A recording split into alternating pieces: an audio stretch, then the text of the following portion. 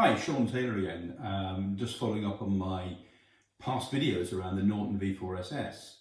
You've all seen in the press the interesting articles on the new V4SV and the great reveal of the new Norton manufacturing facility in Solihull. However, like all things, there's a number of unanswered questions. There's a number of questions that have not been actually put to Robert Henschel, the new CEO. And the picture around the position of the owners of V4SS bikes is far from clear. Let's just start with that first. Currently, Robert Henschel has offered a replacement Norton V4SV if we give him £10,000 and an immediate deposit. Now, that means we've also got to give back our Norton V4SS. Recently, they told Motorcycle News that they didn't want the bikes back, so there's now been a change of heart there, and owners don't want to give those bikes back. Now, we've been asked to actually make sure that we respond by the 19th if we're going to take that offer up. That's 19th of November.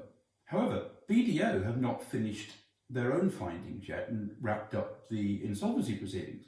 Now, owners of the V4SS actually have a claim for the full value of the bike recognised as an unsecured creditor with BDO.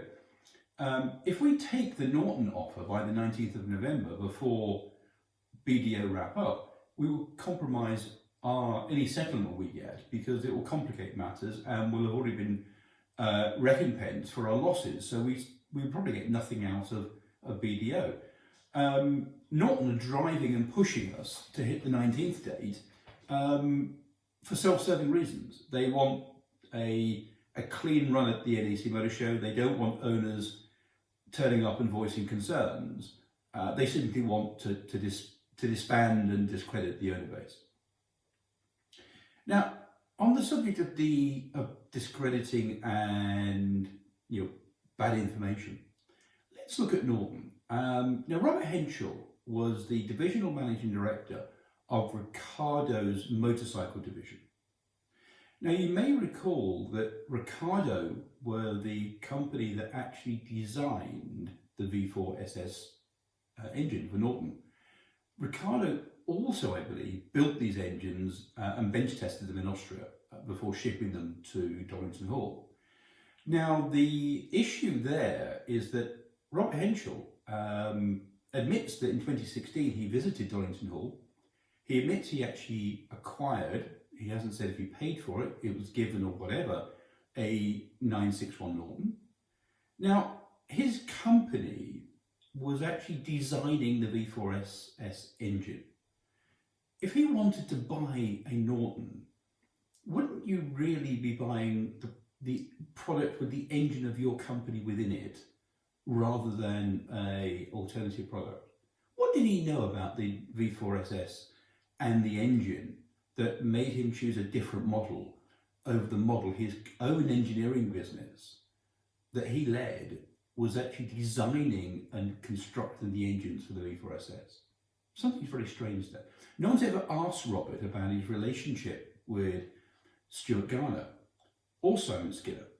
Now, his relationship with Simon Skinner is interesting because Simon was disqualified by the insolvency service after being found to be responsible for the stripping of customer bikes and the reuse of those parts in production line bikes that were given to other customers. In fact, I believe my V4SS actually has such parts within it, which I find most unsatisfactory.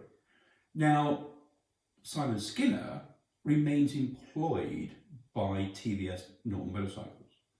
He remains employed by Robert Henschel. Now, Robert Henschel was a supplier to Stuart Garner and Simon Skinner, and he was an engineering partner to Simon Skinner in 2016 when he visited Donington Hall as divisional MD of Ricardo Motorcycles. Why is this not being examined? Why is this not being talked about? What's being buried? I mean, is Robert Henschel actually burying the V4SS model so he can bury his own backstory and move on from it? There's something deeply, deeply mysterious here. And the owners deserve some answers. So did the wider public.